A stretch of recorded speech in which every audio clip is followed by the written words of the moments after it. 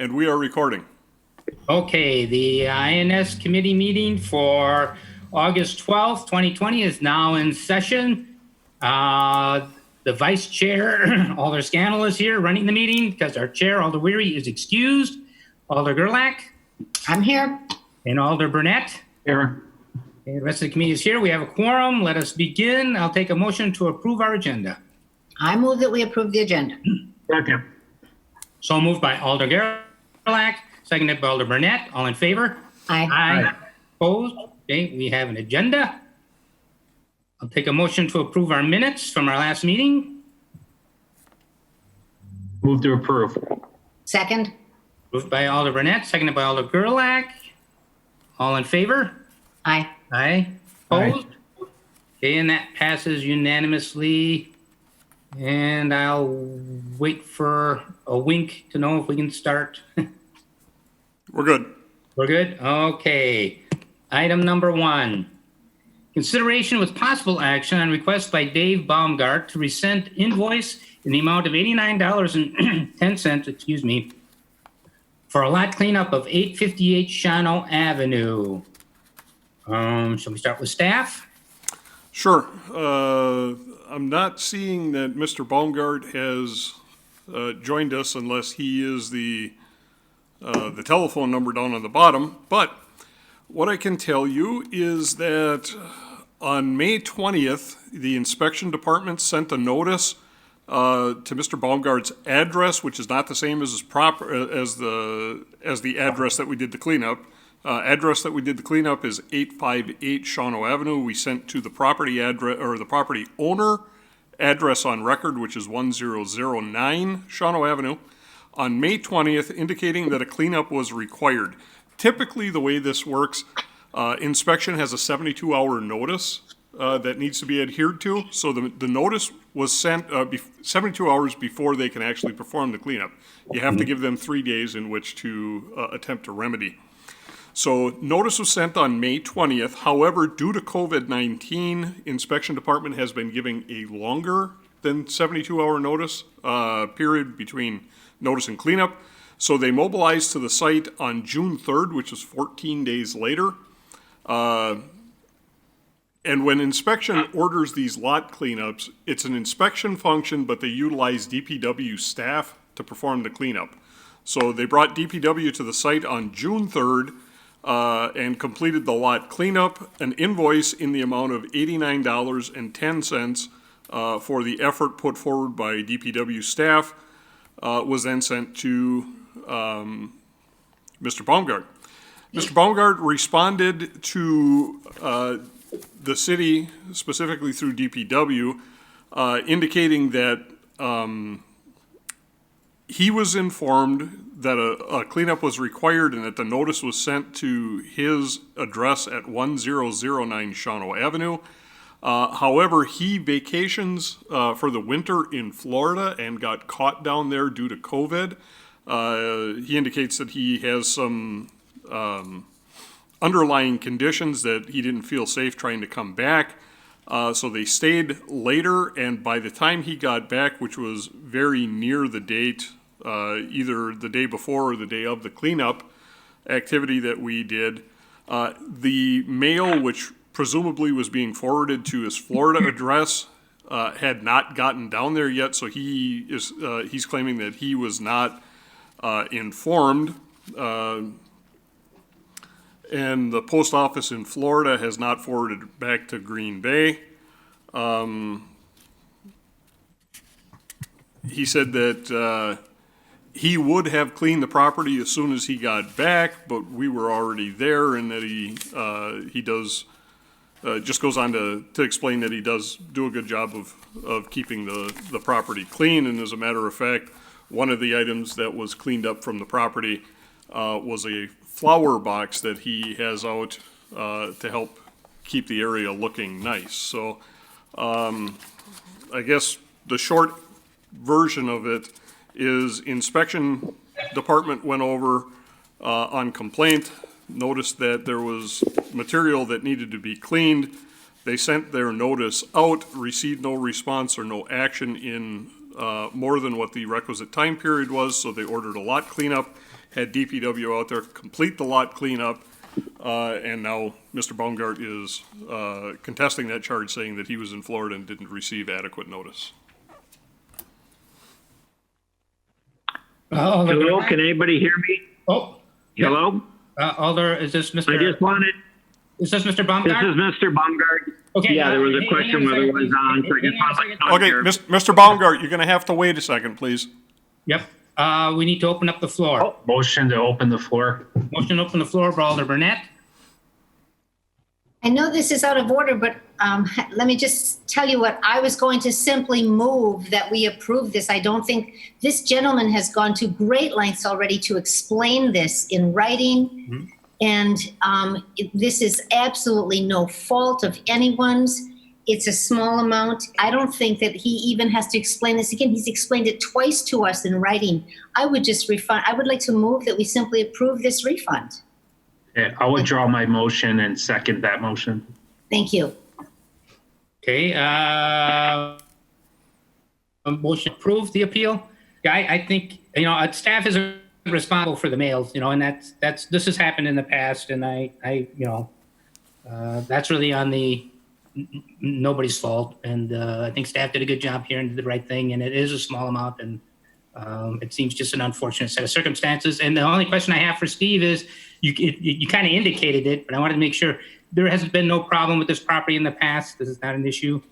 I don't have any information about that. I did not look to see whether there were priors or not. Okay. It would appear that this has been a well-kept property and not an issue, so I support the appeal. All in favor?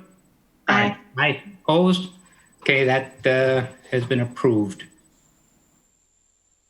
And for Mr. Baumgart's information, this goes to the full city council on Tuesday. Alderman Stoyer wanted me to make that statement for him, so he knows that this is a recommendation that the full council will vote on Tuesday. Yes, I'm sorry. Oh, that's fine. So that, everything we do here is just a recommendation to council. Council will have final approval. Okay, Yep, so. can I ask a question now? I don't know what the procedure is for this. There's nothing left. Hello?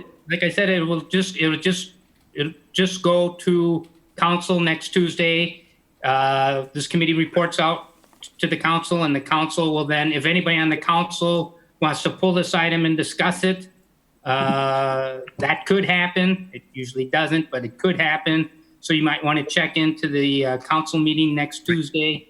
But normally council follows committee's recommendations, and this will probably, I can't guarantee it, it'll probably be accepted by the full council.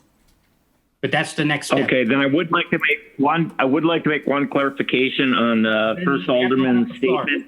Then we have to open up the floor. Okay, I move that we open the Okay. floor.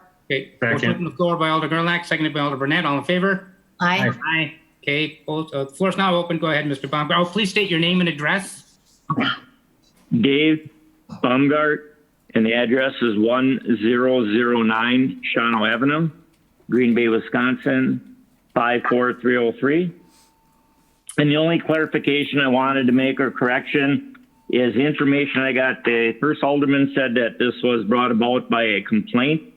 The information I got from the Donna, I can't find her last name here right now, that does it. She said it was done as a random drive-by inspection that the city does. It was not done because of a complaint. Okay. So to me, that does make a difference. It isn't like anybody was complaining the property was trashy.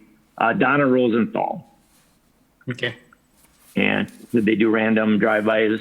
And then, so the other thing is when they have the council meeting on Tuesday, that is something, do I log in this same way in case they do bring it up and I do want to make a statement or not?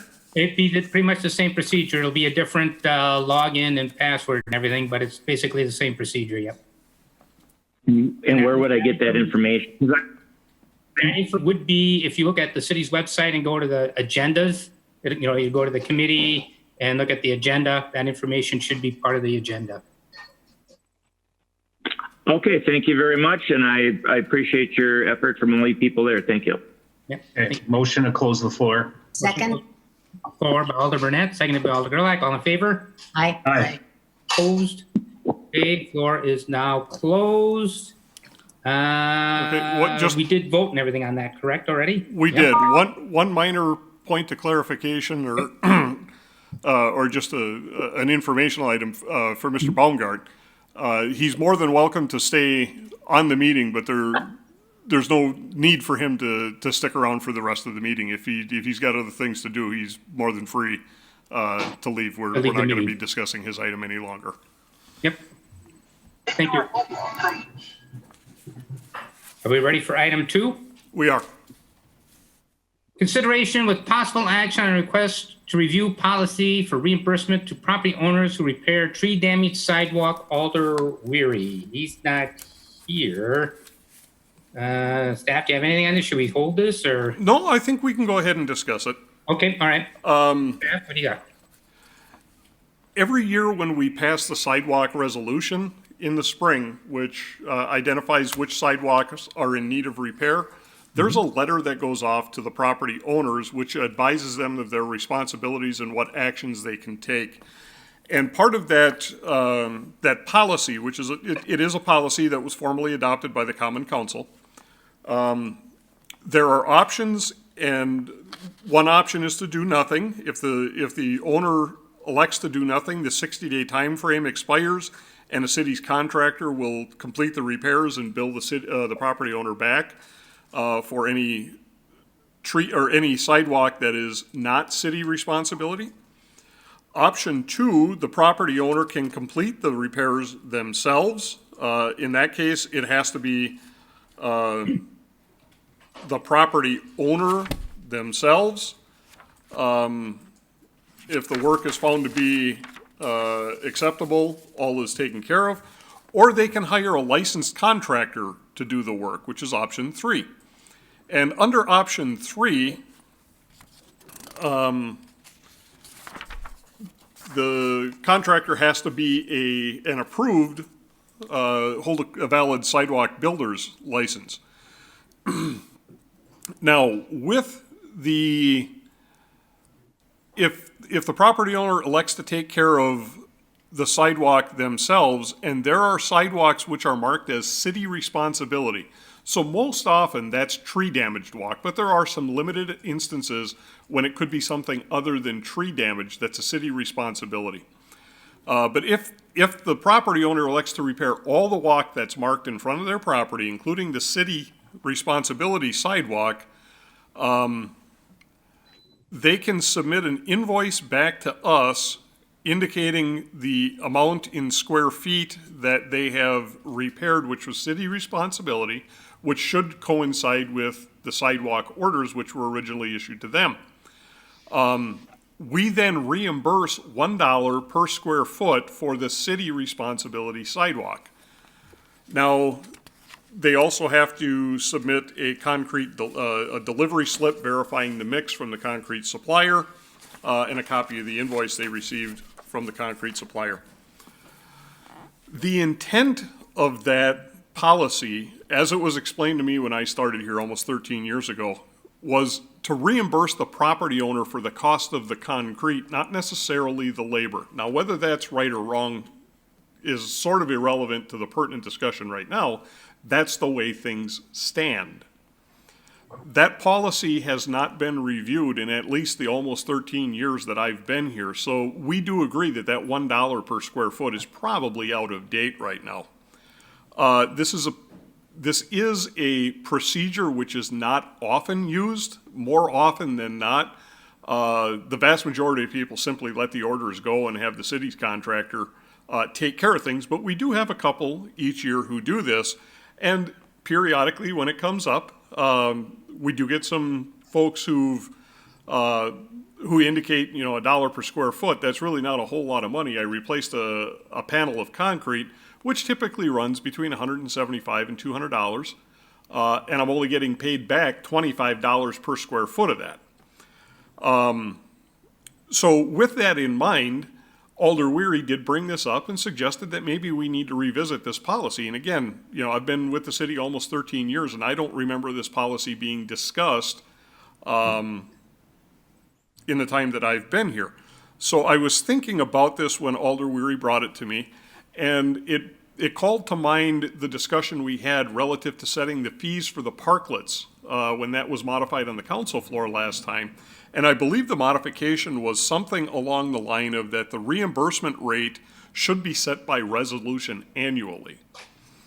If it's the committee's desire to modify what we're currently doing, that would be a good way to do it. It's consistent with how we set the parklet fees, and many of the fees that are charged by the department, we do bring those forward to the committee for adoption, and then we can take the fee schedule that we provide to the committee, and that becomes part of the resolution that gets adopted. And it would ensure an annual review. So I guess what we do is we'd open it up for your discussion on first, should the policy be modified? And if so, how? Should it include just the cost of the concrete? If a resident brings us an invoice from a licensed sidewalk builder, should we pay for both the concrete and the labor? And if so, at what rate? And I would suggest that if we do modify it and we do change the rate to be by resolution annually, that it should not exceed the rate for the city contract. We shouldn't be paying somebody a premium. So a lot for you to think about. I like what you just said there, that we shouldn't be paying more than what we would have paid if we had done it ourselves. I don't know why anybody wouldn't just let us do it. We can probably do it at a cheaper rate than they can get it done themselves. But we certainly shouldn't be paying more than what we would pay for ourselves. So I could see changing the policy so that we can go over this rate every year like you do with the other fees, and but that we should not exceed the cost of what we would ourselves pay for if we had done it ourselves. That's my thoughts. Anyone else? Alder Gerlach? So my immediate neighborhood is full of X's and C's all over the sidewalk. So my neighborhood is up for repairs. And throughout my district, there are so many trip hazards with the city trees, pushing up the sidewalk. What do we call them? Cakes, I believe. So I think that's a wonderful idea to go ahead and encourage people to get this fixed. Don't wait for the city to fix it. And we will reimburse you at a rate no higher than it would have cost the city to do it ourselves. I'm all in favor of that. Director Grenier, does that seem like we ought to, can we make that proposal tonight? Does that seem like what we ought to do? Well, and I don't want to get involved in the middle of the conversation until you folks are done. But with that in mind, if that's the direction that the council or that the committee would prefer, what I would suggest is that we refer this item to staff to develop a revised policy, and I can bring a revised policy back, which the committee can then take action on, and we have a formalized policy that's been adopted by the Common Council. Would you entertain a motion? Certainly. I move that we refer this to staff for to create a new policy for the reimbursement for correcting tree damaged sidewalks. Following the guidelines we've laid out. Yes. Second. Would you accept a slight modification to that to refer to staff to revise the policy? Sure. Sure. Yeah, I still second. All in favor? Aye. Aye. Opposed? That passes unanimously. That was made by Alder Gerlach and seconded by Alder Burnett. And I do anticipate that we would have that policy ready for you at the next meeting. That's a pretty easy fix to make. Are we ready for 3? We are. Item number 3, consideration with possible action on request by Matthew Johnson for additional compensation related to replacement of tree damaged sidewalk at 1420 Frank Street. Staff. We intentionally juggled the agenda a little bit because this is an example of exactly what we were talking about. Mr. Johnson did go ahead and exercise that initiative and took care of a couple of panels that were city tree damaged walk. Even though the letter he received very clearly indicated that it was at $1 per square foot, when he realized that he had paid somewhere in the neighborhood of $200 per square, $200 for each panel, and he was only being reimbursed $25. He contacted Alder Weary and said, "Hey, is there something I can do to appeal this?" So we wanted to take the policy discussion first, and although we don't have a revised policy, you're asking staff to complete those revisions. Here we have an exception, so you're taking the exception on its merit, but based on the discussion that you just had under the previous item. Okay. Very good. Okay, I believe Mr. Johnson's here. If we want to open up the floor. So moved. Second? Moved by Alder Burnett, second by Alder Gerlach. All in favor? Aye. Aye. Opposed? Okay, the floor is now open. Mr. Johnson, if you care to speak, please give your name and address. I'm not seeing a Matthew Johnson, I'm seeing Oh, it's a Alder, Brian Johnson. Alder Johnson here, but You're right. I see two Brian Johnsons. Holy cow. I thought you were doing better, Randy. Yeah. You're right. There is no- Motion to close the floor. Motion to close the floor. Yes, thank you. Motion by Alder Burnett, second by Alder Gerlach. All in favor? Aye. Well, I'll take a motion. I mean, he's not here. I don't know if we want to accept it to the amount that we would normally have paid and reimburse him a little more, or if we just want to stick with our, if we want to make an exemption or not. If we do, I would recommend that we follow the guidelines we just made. What are your thoughts? Well, Mr. Chairman, my thought is that I want to be clear on this. If we go forward with this, we're reimbursing him only, what is it? How much per square foot? $1? Well, that's what we are right now, yes. we are Right, so currently at If we gave yes. him this reimbursement now, he would fall under the current policy, right? No, the current policy is what he's getting. He's hoping to get more than that. Oh, He additional is getting the dollar. compensation. Additional, I see that now.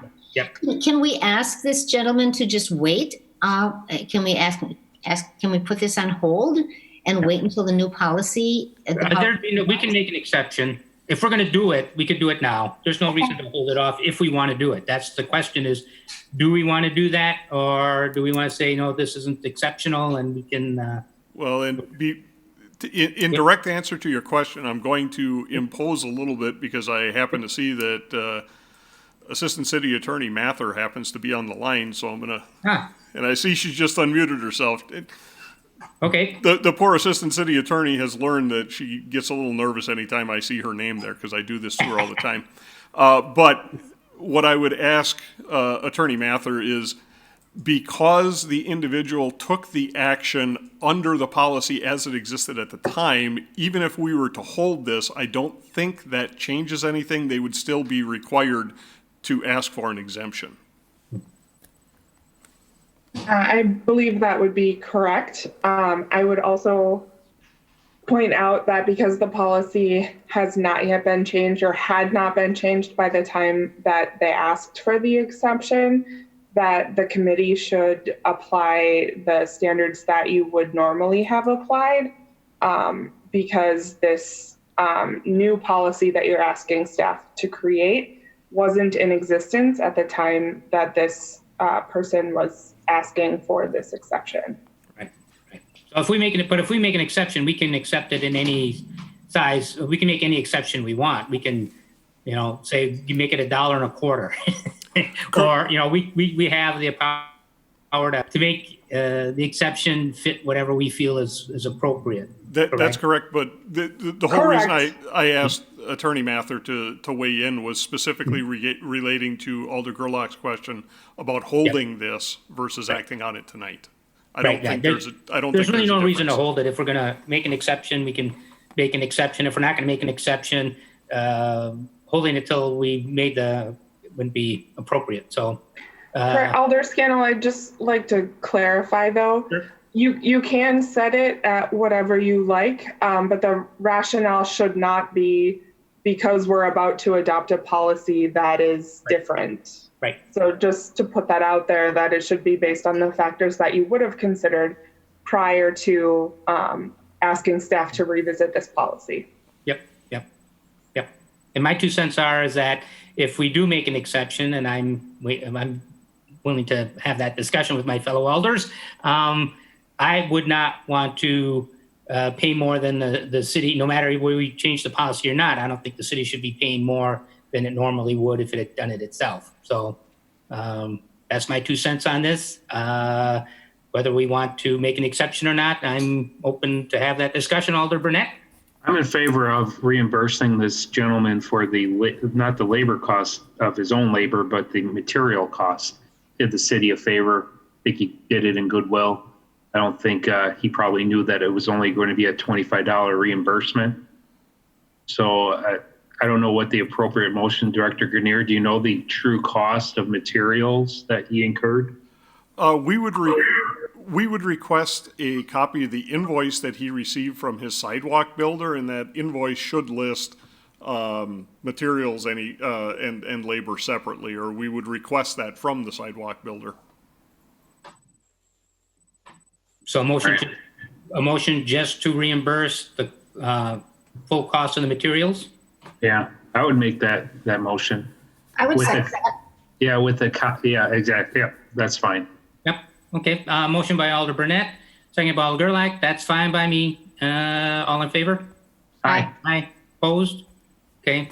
That passes unanimously.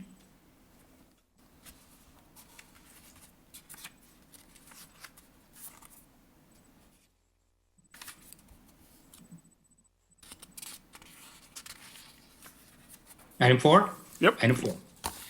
Consideration as possible action on a request for status update on plans to address chronic flooding in the vicinity of Main and East Mason Streets, and Department of Public Works staff to report back to the committee on feedback from designer on phasing the project held at the July 15th, 2020 Improvement and Service Committee meeting. This was initiated by Alder Nicholson way back in the day. Staff? Okay, well, we did have a discussion at the last meeting to talk about the plan that was put forward. Just a quick recap. There are a total of 4 locations in the vicinity of Mason and Main, one of which is the current location of Wally Spot Supper Club, immediately next door, the former location of the Packer City Motel. A currently vacant piece of property, sort of immediately north of Martin Hardware, and then a piece down near what's currently the Razzmatazz Tavern, and into the corner of, can you help me with the park name, Alder Gerlach? Old Preble Neighborhood Park, sir. Old Preble Neighborhood Park, thank you. So it was a combination of those 4 ponds down in that area, the installation of an upsized sewer, a relief storm sewer along a short piece of Mason Street, sort of crossing over that little triangle between Mason and Main, and then up Main Street about half the way to 3/4 of the way up to Lime Kiln Road. And then also the removal of, I believe, 6 homes and creation of a detention basin up in the vicinity of Van Beek Road, Manitowoc Road, and Auto Plaza Way. Those combined alternatives were anticipated to be able to handle storm events up to approximately the 1 in 100 storm event, and carried a price tag of a little over $8.7 million. Since that time, Alder Gerlach and Matt Heckenleibel, our utility manager, had the opportunity to have a couple of public meetings with folks who might be impacted by those alternatives, and have had those meetings. I think it's fair to say that there has been some support from the public from this, but we do have at least one of the property owners who is not necessarily as happy about it as some of the neighbors are. And that individual does control both the former Packer City Motel property and that vacant piece of property immediately north of Martin Hardware. One of the, and I'm going to give you kind of the engineer perspective of it. And then this really is the committee and ultimately the council's decision on how you're going to go with this. There are pros and cons to this, okay? The pros are this is our last best effort out here. I had a conversation with Mr. Heckenleibel about this earlier today, and in one way, shape, or form, Matt has been reviewing flooding in this area for almost 20 years. We've looked at just about every option that can come to mind. We've contracted with consultants who specialize in this kind of work. The last effort we brought to you from an engineering perspective looked like it would work, but it was a very large diameter storm sewer that went the length of Main Street all the way back to Elizabeth and carried a price tag of almost $30 million. This is substantially cheaper than that, but we're still talking about an $8.7 million investment, and it will handle up to a 1 in 100 storm. We've had at least 5 storm events in the last 3 years that have exceeded that. So under storms that we routinely see in Green Bay, it's still going to flood. We're still going to have water in the road. We don't have a whole lot in the way of property damage from the storms we've been seeing down there. If we're being brutally honest about things, what we're really talking about is an inconvenience due to the loss of Main Street not being trafficable for a period of several hours until those rainwater, those surface waters do recede back down into the storm sewer. So the sewer's handling the flow, it's just we're getting some ponding. Rather than building a stormwater pond, we're using the street and some of those adjacent properties as a pond for a temporary nature. In discussing this with the mayor's office and with the Department of Community and Economic Development, I will tell you that they are both very concerned about this project because we have 3 developable parcels, so 4A, 4B, and number 5, along a high-volume commercial corridor. They currently carry approximately $1.3 million in tax base. That tax base would go away, and any potential redevelopment on those properties and all the associated tax base that goes along with that would also go away. And along a very busy commercial corridor, we'd have a series of rather large detention ponds. Okay? We were tasked with providing you with a solution which had a basis in hydrology and hydraulics, and that's what we've done.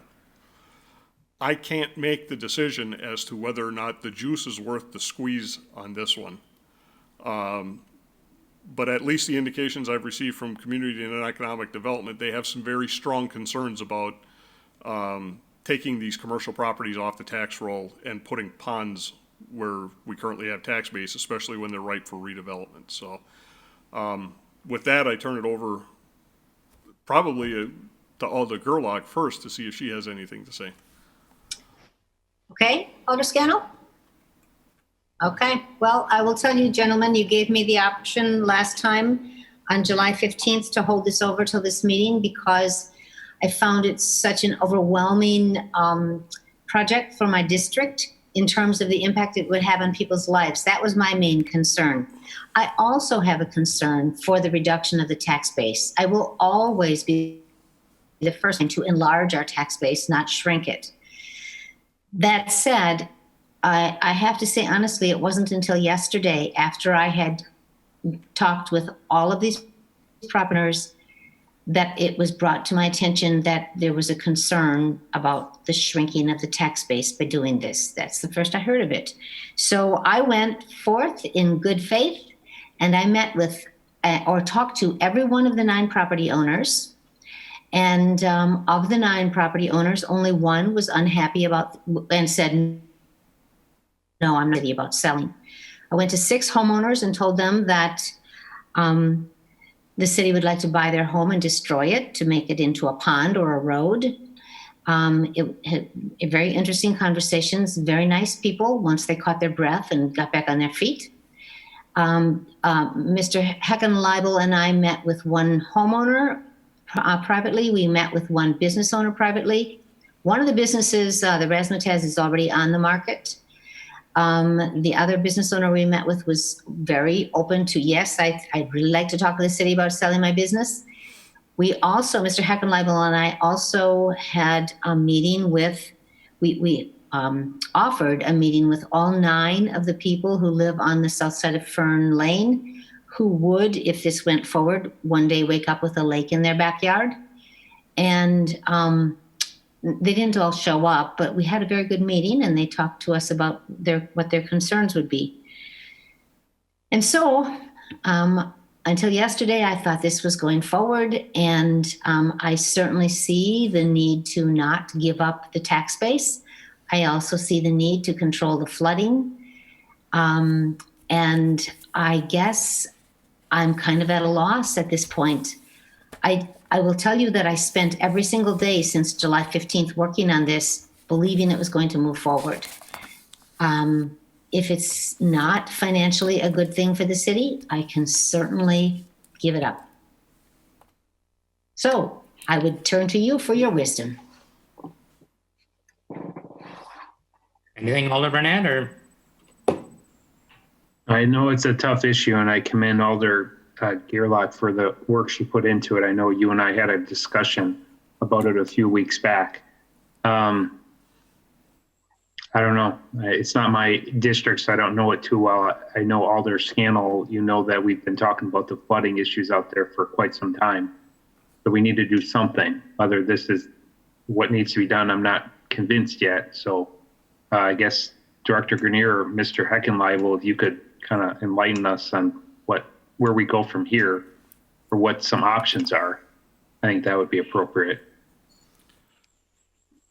To be honest with you, Alder, I don't know that there are a whole lot of options beyond this. We've exhausted just about everything that we can think of. Again, I hate to do this, but we're really at a policy decision now. We've done all we can do. We've given you the options, and we've explained what the pros and cons are of them. To go beyond that, I fear that we're actually starting to tread into your territory. I respect that. Yeah, I wouldn't want you to do that. That's fine.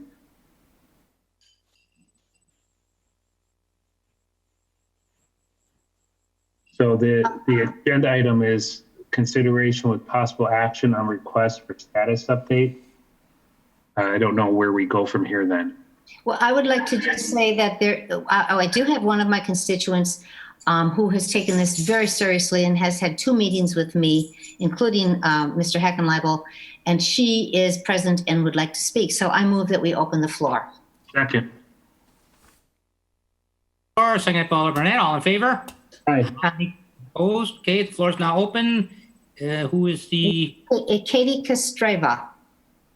My address is 2323 and 2321 Manitowoc Road. So I own the duplex on the corner of Manitowoc and Van Beek, my husband and I. Thank you, Alder Gerlach and members of the council for allowing. My husband and I purchased our property 2 years ago in October of 2018. 2 weeks before we were supposed to close on our property, it flooded.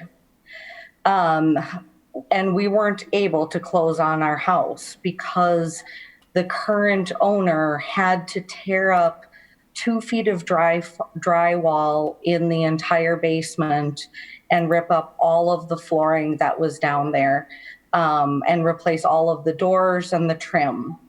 So since then, our property continues to have drainage issues. We were looking into adding our own drainage solutions because our property is constantly wet. Our neighbors in the backyard have already spent $20,000 since last year trying to mitigate their flooding issues within their home. And I know that many of my other neighbors have had a lot of property damage in totaling thousands and thousands and thousands of dollars. I personally, if the council decides to, if the committee decides to move this forward, it will be hard for my family. We did intend to own this property for a long time and have it as an income property.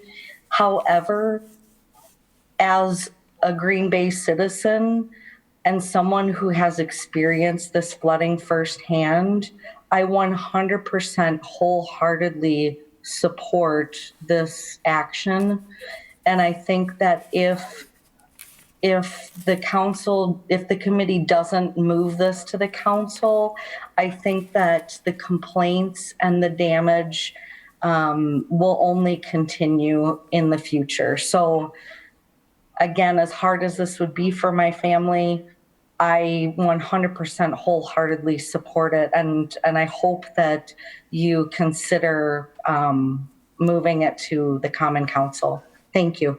Yeah, just so you know, everything we do here is reported out to the council. So whether we approve this or disapprove of it, it will go to council, and anybody on council can then pick it up and argue to do whatever we did or didn't do.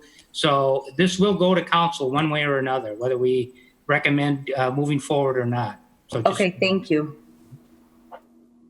Mr. Chairman, I think there's one more person, possibly Nicole Koss might like to speak. Okay. I don't know if she wants to speak or not. If you do, just unmute yourself and state your name and address. Hi, this is Nicole Koss. I don't need to speak long. I'm 2346 Van Beek, so it's Kyle Holmes is my fiance. And I know, I'm sorry I logged on late, but I believe that was Katie speaking. And I know, I mean, the flooding is an issue there. I mean, my fiance personally goes and he cleans out the culvert whenever it rains to unclog it, just to make sure we don't have problems. So, I mean, it is an issue, and I agree with what Katie said. So I don't have much to say, sorry, but I just wanted to hear everything that was also said. So thank you. Thank you. And is there anyone else who would like to speak? Just unmute and state your name and address. Looks going once, going twice. Take a motion to close the floor. So moved. Second. Motion by Alder Gerlach to close the floor, second by Alder Burnett. All in favor? Aye. Opposed? Okay, that floor is closed. Go ahead, Alder Gerlach. I would like to just tell you, gentlemen, about the experience I had talking with the 6 homeowners, because, and then, you know, we have to look at whether it makes sense to do the piece of the project that is just down in the Van Beek area. So there are 6 homeowners on Manitowoc Road in Van Beek. 1 home is already on the market. So that gentleman is very happy to talk to us about the purchase of that property. There was no one of the other 5 that said, no, we don't want to talk about it. In fact, there was one, the first one I talked to said, please buy my house and get me out of here. So I think that is that all 6 of those homeowners would probably be agreeable to a fair and equitable price for their home with some relocation allowance to help them make the move. And then the plan would be to move Van Beek Street a little bit and make that a great big retention pond. So then the question becomes, is it worth doing that? We're giving up 6 taxable properties, but we've just heard from 2 of these homeowners who say, the flooding is pretty much, we can't really handle it. We need some help. And that doesn't include the one that said, please buy my home and get me out of here. So I wonder if the action we should take is to send this back to staff now and ask them to relook at what would be a logical move forward. Would it make sense to do the Van Beek project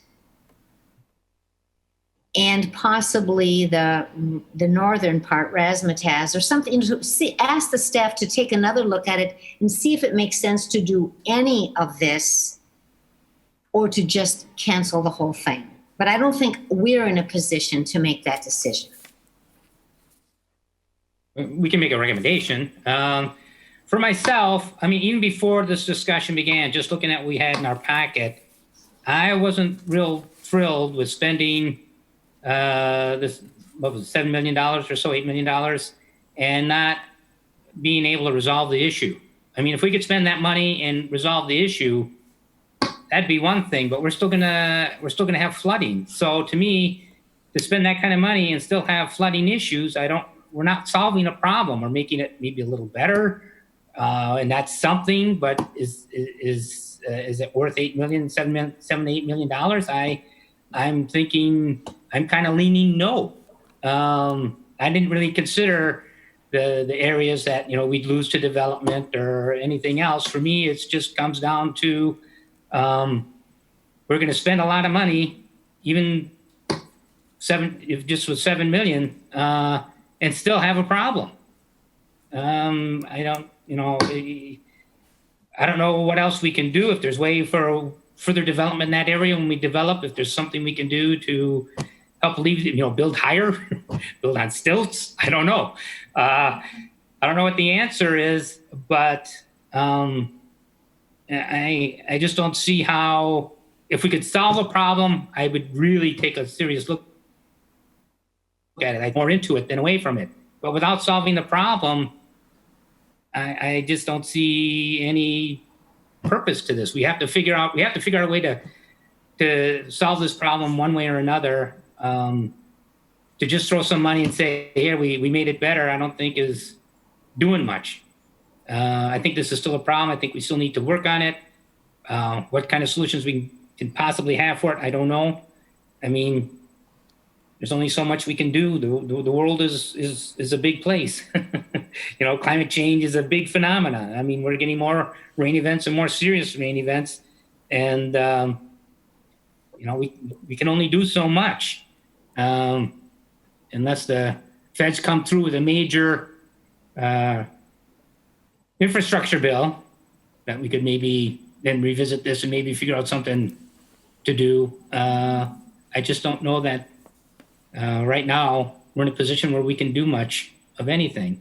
Might we hear from Mr. Heckenleibel? Sure. And see, because he's the one who explained to me, if we do this much, we'll mitigate this much of the flooding. If we do this much more, we'll mitigate this much more of the flooding. I would like to get his wisdom at this point, knowing now all the things we know. Sure. Okay. In my 20 years of looking at this problem, this is the best solution that I've seen. All along, we've kind of said that we will never get rid of all of the flooding, just because of the nature of our storm sewer system, the nature of the storms that are going on, et cetera. As Alder Gerlach stated, the nice thing about this proposal is that it could be phased in. And as it's phased in, the improvements will be recognized by lesser and lesser frequency of flooding. But at no point in time did we say we would eliminate all the flooding. For our standard 10-year storm, it definitely would manage that. It would manage the 25-year storm. But as Director Grenier stated in his opening comments was, anytime we get anything greater than the 100-year storm, which in the past 3 years we've seen multiple, upwards to 5, we're still going to recognize flooding. Those type of rain events are becoming more prevalent, and sometimes they hit the west side of Green Bay and not the east. Sometimes they hit the east side and not the west. Sometimes they hit the whole city. They're unpredictable, and as such, I will never, or any DPW staff will never give you a 100% guarantee that what we implement here will be a full-blown solution. So there are risks to everything we go about doing. By implementing just the Van Beek area, so acquiring those 6 properties and putting a stormwater facility up there, definitely would resolve the flooding in and around Van Beek Road, Auto Plaza, Manitowoc Road. It would have very little combined impact down on Main Street itself. So by doing the Razzmatazz Old Preble Neighborhood Park area, it would have a small benefit again on the Main Street corridor. The whole premise is that we need to do all of these projects to see the biggest bang for the buck. Question for you. Up in the that Van Beek area, how bad is the flooding in that entire area? How much is flooded in that entire area? How much of an impact are we having? Let's say, about how many other households, if we did this, how many households would not be flooded in a 1 in 25 year, 1 in 10 year event? The 3 of the homes that we would acquire are properties that get routinely impacted by floodwaters presently. So the plan again would be to relocate the existing Van Beek Road to the east, southeast, create a new Van Beek Road, and then create that pond in these residential properties. By removing those residential properties, we would have 0 flooding impacting properties. So I guess one of the things that the 3 properties that would be impacted by, that are currently being impacted by water, would be in the pond itself, and then we're going to have to buy up essentially 3 other properties to move the road.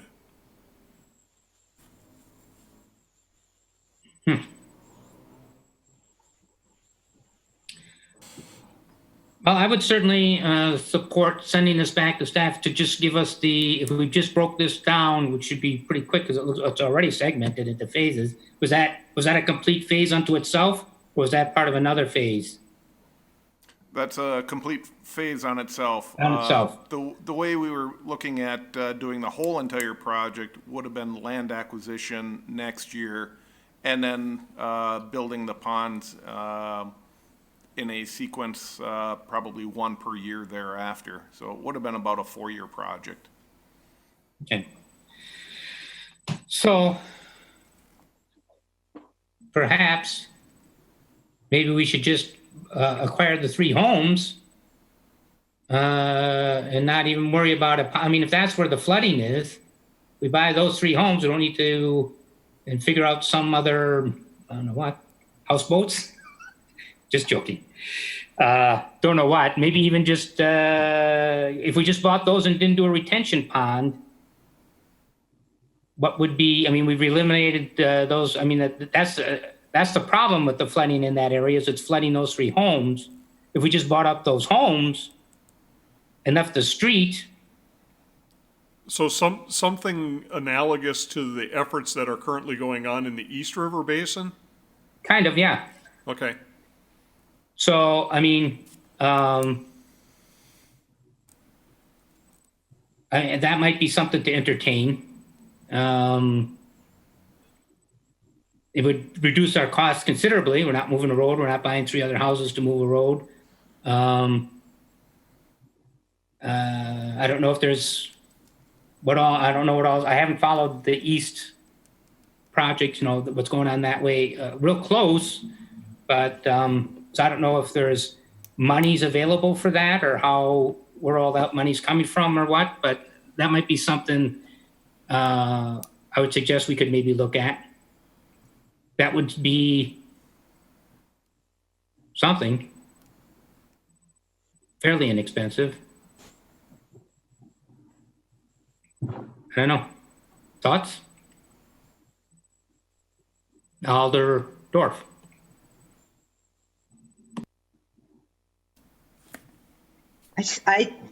That might be a good idea.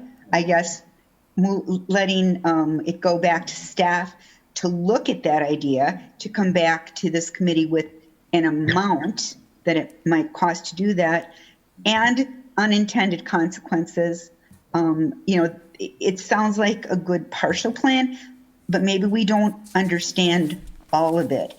And maybe the moving of the road is really important. I don't know. But I do think that it is worth it to send it back to staff to look at it. I wouldn't want to make a decision tonight or at council next week. Because to make a decision on all of it, it seems like we can't do all of it. We can't. But I love the idea you came up with, Randy. I just don't, Alder Scandal. But I just think we should, staff should have some time to think through it. But I will argue what Alder Gerlach, it's her district. So Alder Gerlach, you want to call on her, you can do that, Chair Scannell. Certainly, if she has anything to add at any time, she's free to speak up. The only thing I can, and I'm seeing in the chat that we're having some questions from the public, and the question that's being asked is, if we did the whole thing, how much flood mitigation would, because it's a huge trade-off to not only invest $75 million, but to also give up all that tax base. Yeah. Okay, so then the question is, if we did it all and incurred all of those expenses and long-term expenses by reducing the tax base, how much would it mitigate the flooding? And Mr. Hackenlabel has given me a pretty good answer to that. He shows us with like his hands, like 3 feet of flooding and 2 feet. And it might be worth asking him to just answer that question. If we really invested all of this and gave up our tax base, how much would the flooding be mitigated? And then Alder Steuer after Mr. Hackenbach answers. The modeling that the consultant did, doing nothing, we're seeing roughly about 3 feet of flooding in the Main Street corridor.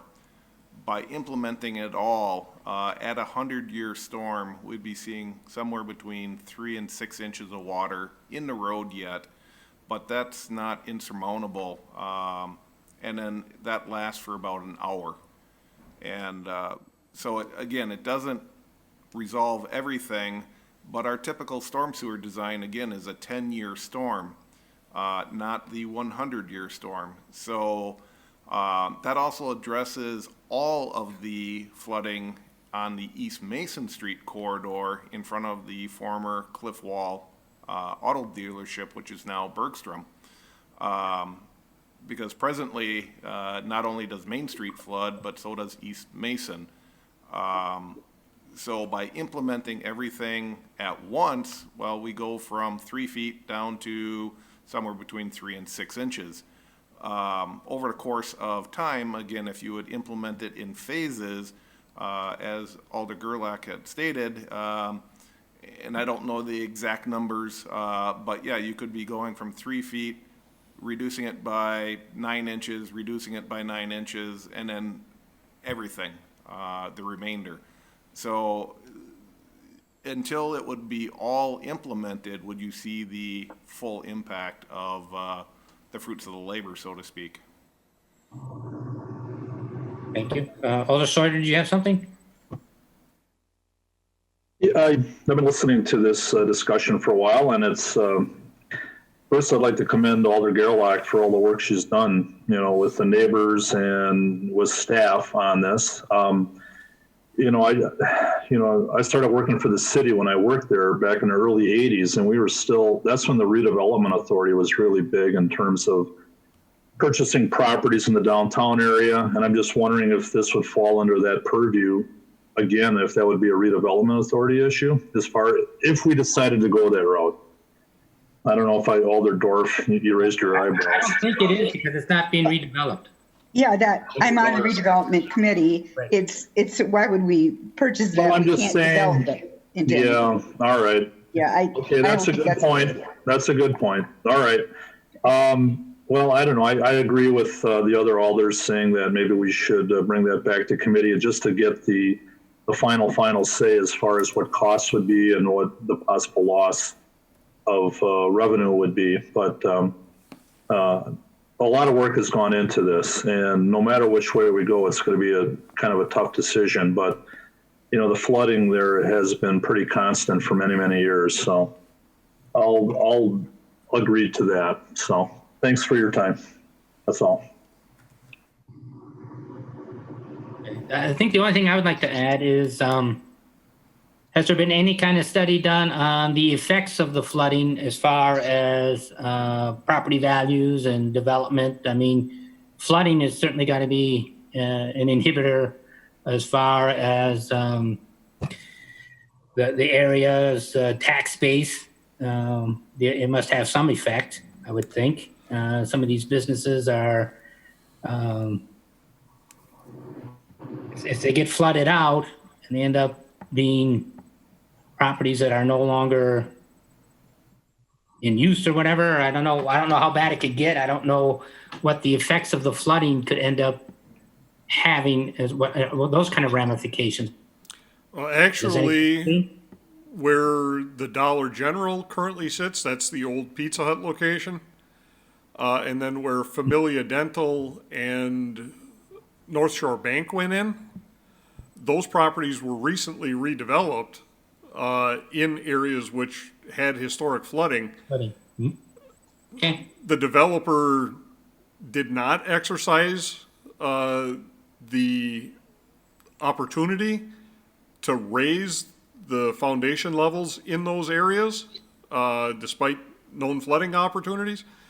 And now we are getting calls from those businesses when we get high water. So, you know, if the developer did have an opportunity to, during redevelopment, to raise those properties up to get them above where we have seen water in the past, and that's not for me to decide why it was or wasn't done. But we have seen redevelopment over in that area, even after we've had these significant flooding events. So, probably a better question for Dr. Vonk than me. But I can tell you anecdotally, we have seen redevelopment over in that area in light of this being a known area of high water. Is that something we can do as a city going forward? Make requirements, zoning requirement or building requirements that perhaps they need to build, raise the foundations and maybe even raise the whole area, the ground and everything? Is that something we can do not as a recommendation, as a requirement going forward with developing the area? Yes and no. I don't mean to sound flip. I really don't. Well, that's You can lead a horse to water, but you can't make it drink. Okay. We have requirements in our subdivision and zoning ordinance requiring that grading plans be developed and adhered to in residential subdivisions. During the initial rough grading portion of it, we have our staff out there and we are insisting that those things be adhered to. By the time the finished lawn goes in, the house is built, developers are modifying those grades oftentimes. And then I was just out last week in a subdivision on the east side in, I believe, Alder Corpus Dax's district, where the subdivision plat and the individual house plans, site plans for the individual homes very clearly indicate that there's a drainage ditch in the backyard, and that drainage ditch has to go down to a yard drain to help keep the backyards clear and free from flooding. One property owner indicated there's a house under construction and asked me to come out and take a look to ensure that the drainage plans were being adhered to. And when I got out there, 3 houses downstream along the ditch, they had built a fence across the ditch and filled the ditch in. So we've got ordinances with people who just it's my land, what are you gonna do to me? And quite honestly, we don't have the staff to police it. So yes, we can definitely put provisions in the ordinance, but, I don't know how Right, much teeth we can put on it. Right. I wish I could be more optimistic for you. I really do. Yeah. Yeah. We're all trying to be optimistic. Well, I'm of two minds. Either that we send this to staff to look at just buying those 3 properties and what they want to do, or let's just, I would probably lean more to approve it and send it to council and have the full council discussion and get their opinion. I mean, they can always get back to committee. I don't think sitting on this, we need to make a decision now. I think we've got all the information we need, except for maybe if we want to just scale it way back to those, just acquiring those 3 houses. I think we should get this in front of the council. Alder Dorf and then Alder Gerlach. I don't feel like we have all the information we need because I would like to have the information on what it would cost to acquire those 3 properties and what impact just doing that would have on this whole plan. And I would find it very hard to vote for the $8 million plan at this point. Well, and so the effect is it won't have any effect on the, if just buying those 3 houses just has an effect on those 3 houses, basically. It won't have any effect on Maine or Mason. It will not have any effect on that. But the whole Maynard Mason thing is the effect is we take a lot of businesses off the tax base, right? Right. We got that now. That's what we know now. Okay. You know, Alder Gerlach? Just one last thing, and so we're going to have to make a decision what to do about it soon. It was proposed to me yesterday that maybe we could look at the possibility of retaining some business tax base along Main Street and still build retention ponds that can help mitigate the flooding, but we don't have to give up all the tax base. One of the things that was proposed was housing such as has just been done in the Whitney Park area. Now, whether that would provide a pervious surface that would help, water, I don't know. Another thing was the possibility of building a long, narrow pond in the back of where Wally Spot and Packer City Motel are, and have businesses along the front. And of course, I don't know about any of this, but I just wonder if it's worth sending back to staff one time to see if there's any other options, or if really this is a situation of either it's going to work or forget it, it's not worth the money, we should just give it up. Should we ask staff to take one more look, or does staff think that's just useless? Staff, have you worked with ED at all as a possible how there might be able to do some development if you did some tweaking engineering wise or looking at? At this point, we haven't.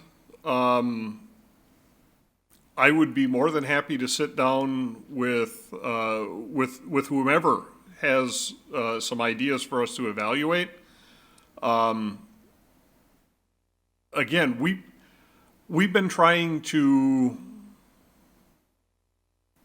handle as much as we can, okay? And as Mr. Heckenleibel indicated when he was talking to you, we used to refer to them as year-type storms, and we're getting away from that because it's a misleading description. So what we used to refer to as a 10-year storm actually is a 1 in 10 probability of happening at any time, okay? That 1 in 10 storm is the basis for all of our storm sewer designs in the city. So when we design anything new or anything that's been designed by Department of Public Works for probably the last 40 years or so, that 1 in 10 chance is the storm we use. We were looking, if we're going to do something, we said, let's kind of throw the 1 in 10 out the window and get as much as we can. And the pond, this approach that you're seeing, this $8.7 million investment, will handle up to about the 1 in 100 type storm. Again, we're a little nervous about sinking millions of dollars into something and it still floods, okay? Mm-hmm. The general public doesn't care if it's a 1 in 10, 1 in 50, 1 in 500 event. All they're going to look and say, those dunderheads at DPW don't know what they're doing. They spent millions of dollars and it's still flooding. Okay, we don't want to suffer that criticism.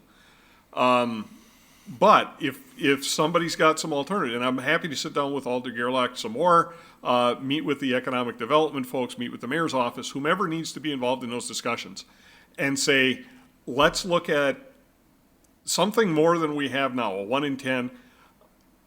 Let's look at the 1 in 10 storm and only fix that. Let's look at the 1 in 25 storm and look at and only solve that.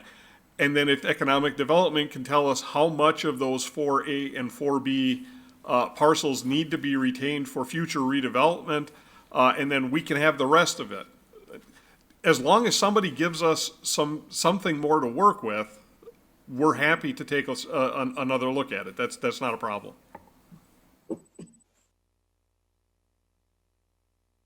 Sorry, I think that might be worth the motion to make, to refer back to staff to check with the mayor's office, the economic development department, whoever else, what other players it might be, to see if there's a way to tweak this to allow for more development.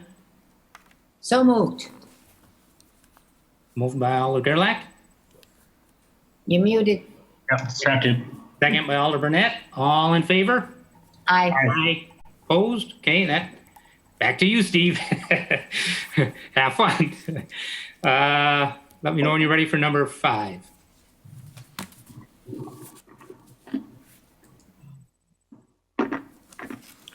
We're good. Okay. Number 5, consideration with possible action and request by Brown County for the city of Green Bay to accept dedication of regional stormwater management infrastructure for the Fox River paper-making corridor. When I first read this, I thought it was deduction. Dedication, I'm not really sure I know what that means. Staff? As part of the construction of the new mill at Green Bay Packaging, the various parties were responsible for various activities out there. Obviously, city was involved with the TID creation. One of the items that was brought to the table from Brown County was Brown County constructed a stormwater management pond on property that had been previously owned by the Green Bay Metropolitan Sewage District, or New Water.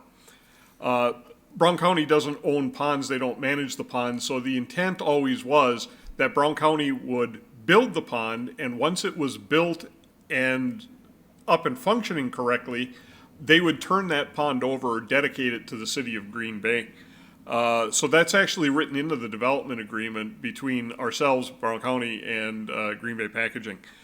Brown County has completed all of that work. It is, it's a great pond. It's functioning exceptionally well. We're very happy with it.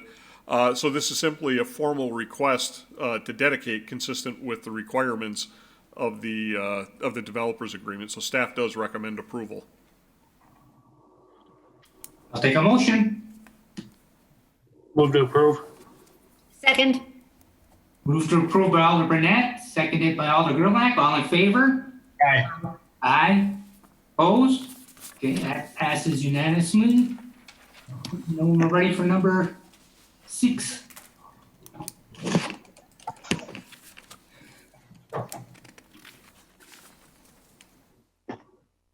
We are ready.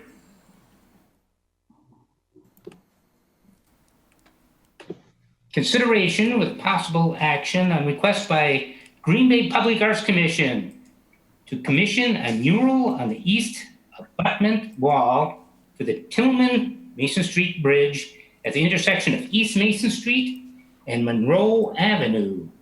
Staff? Sure. If you are northbound on Monroe, where Mason Street passes overhead, if you look to your right, off to the east, there's kind of a sheltered overhang, kind of a paved area there in between the on and off ramps for East Mason to Monroe. And there's a concrete abutment wall that's exposed there, and it's kind of a quaint little area and kind of underutilized. So the Public Arts Commission reached out to us a couple of months ago and asked if we would consider that as a possible location for art. And we said, man, that sounds like a great idea. So the Public Arts Commission did reach out, entertained some requests for, I guess, I don't know if it's a request for proposal, but I guess it is. It's a proposed installation. And then have come back to us with the provider, the artist that they are in favor of. So I'm going to put up on the screen the information that Debbie Dean has provided to us. So I hope I do this right. I'm not real big on this whole sharing screen thing. But that's the wall we're talking about. So the off-ramp from westbound Mason Street to Monroe is over here and then on here. So that's what the wall currently looks like. And that's the proposal with Astor Park for the Astor Park Foxtrot. And then just in addition to what the mock-up of what the mural would look like, they did provide some additional information on the artist who was selected and some of his other work that he's created. So if you're familiar with that mural here in Green Bay, this is the tradition continues at East High. Not sure that. So this one is in Dubuque, Iowa. So just some ideas of what that artist is capable of. Again, we as staff think that this is a great utilization of some underutilized space and an opportunity to take just a bare concrete wall and integrate public art. So we're very much in support of this. If you have any questions or any additional information, Debbie is on the line with us, and she can help answer that on behalf of the PAC. I'm good. I think this is great. I know Bo Thomas. I've seen this, he does great stuff, been around. I'm all for it. Any questions or concerns with the other alders? Is that mock up the design that's going to be put there with the fox? Yes, the fox is what they've actually selected as their preferred alternative. Okay, thank you. I would like to say, Mr. Chairman, believe it or not, I'm actually on the Public Arts Commission, and I would like to move that we approve this. You took my spot. Oh, is that what happened? Yeah. Motion by Alder Gerlach. Second. Second by Alder Burnett.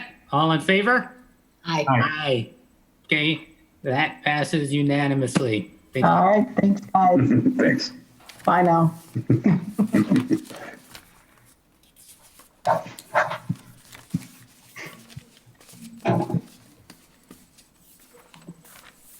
Ready? Yes. Okay.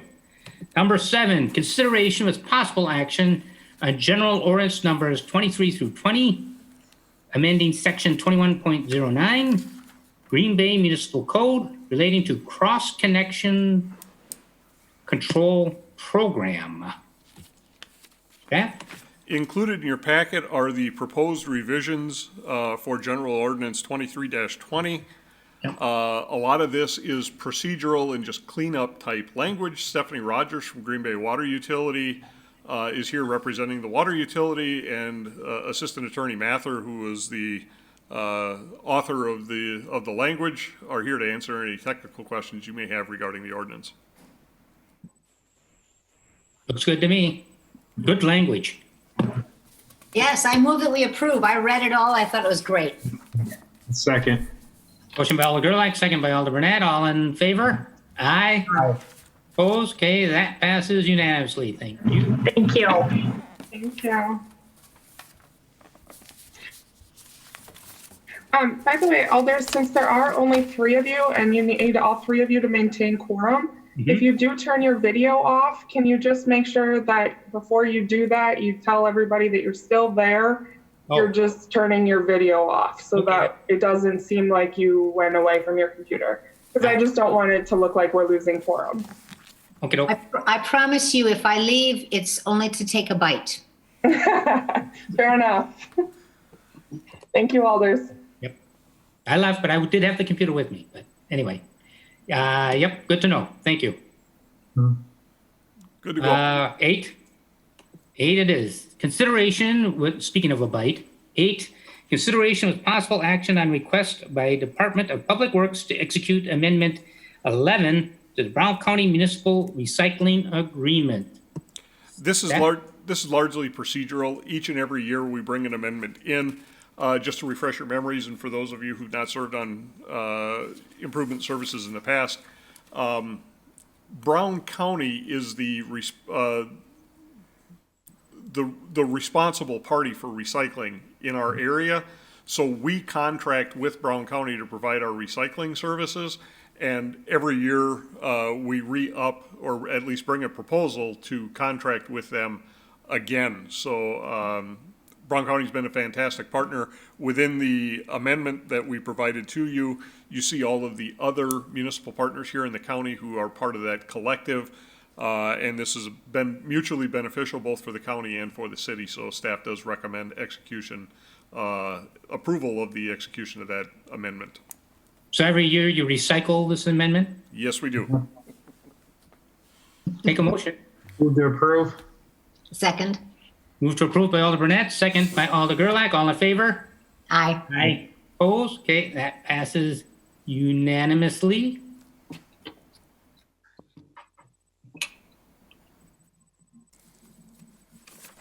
Nine. Can we do A and B together? Or Yes, do we need to can. put- I'm sorry, I couldn't hear. Yes, we can. We can, okay. Consideration was possible action on a request by Department of Public Works to award construction contracts at a staff level and report the awards at the next regular meeting of the Improvement and Service Committee for the following. A, sewers, 7 through 20 mini sewers. B, sewers, 8 through 20, or is it 8 dash? 8 dash, yes. 8-20, Finger Road sanitary sewer. Staff? Again, we've brought similar requests forward over the last several years. This is simply a function of summer meeting schedule and being able to get the contracts bid awarded and work starting as soon as possible. So again, staff is requesting that you give us that opportunity to award those contracts at the staff level and report out, as has been the character in the past. We obviously know what money we have to work with within the CIP limits that you've approved for us, and if we don't have the money available for those projects, we wouldn't award them. So, Take a motion. I move to approve. Motion approved by Alder Gerlach, seconded by Alder Burnett. All in favor? Aye. Aye. Opposed? Okay. Passes unanimously.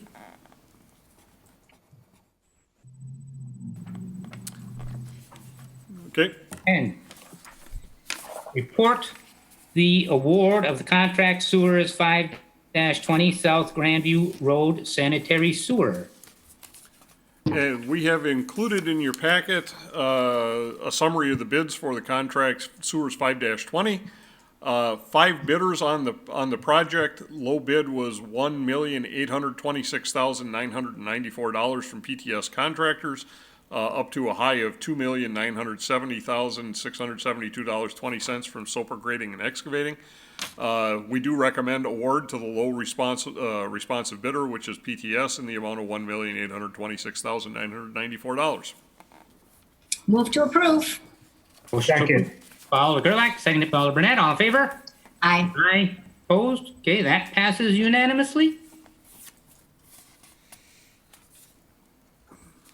Number 11, and can we take A and B together on this one? We definitely can. Okay, let's do it then. 11, consideration with possible action on the review and award of the following contracts. A, RFB number 3255, HVAC installation at Park Shop. B, sewer 6-20, basin repair.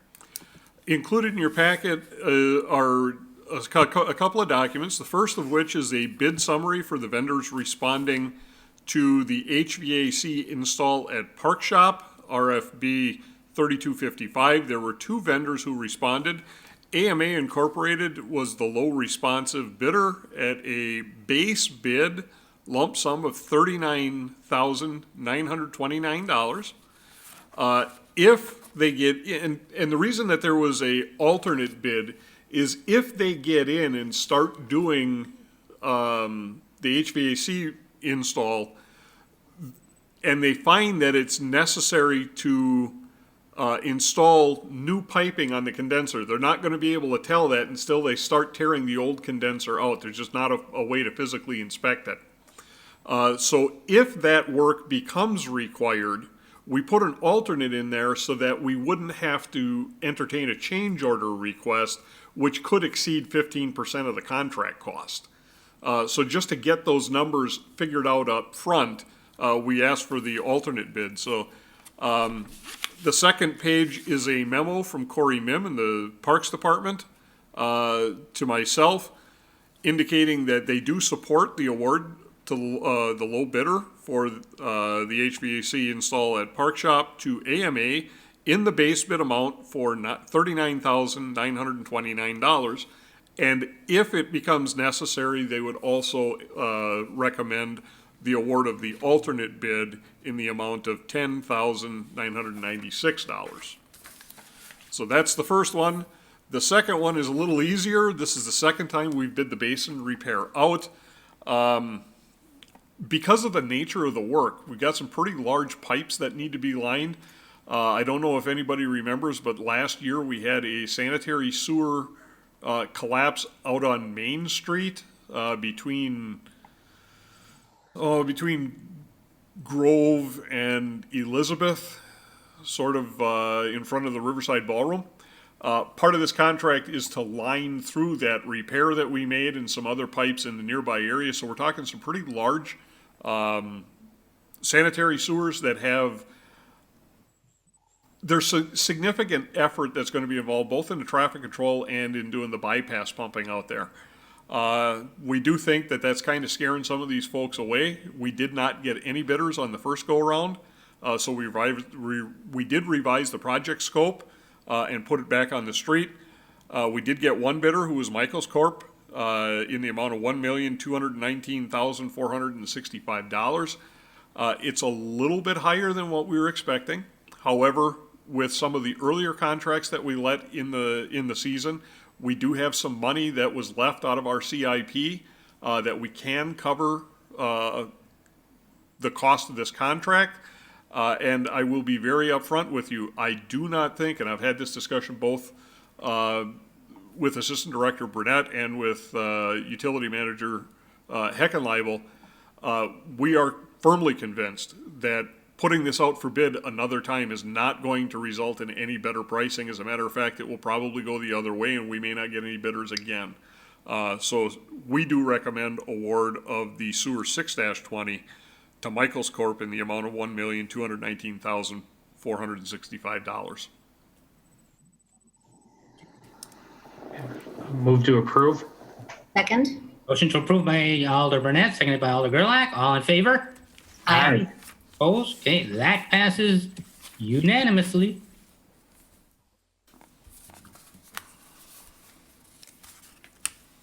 Yeah, we're good. Okay, 12. Report of actions taken by the Department of Public Works, granting of licenses. 1, sidewalk builder. A, Howard Emo Inc.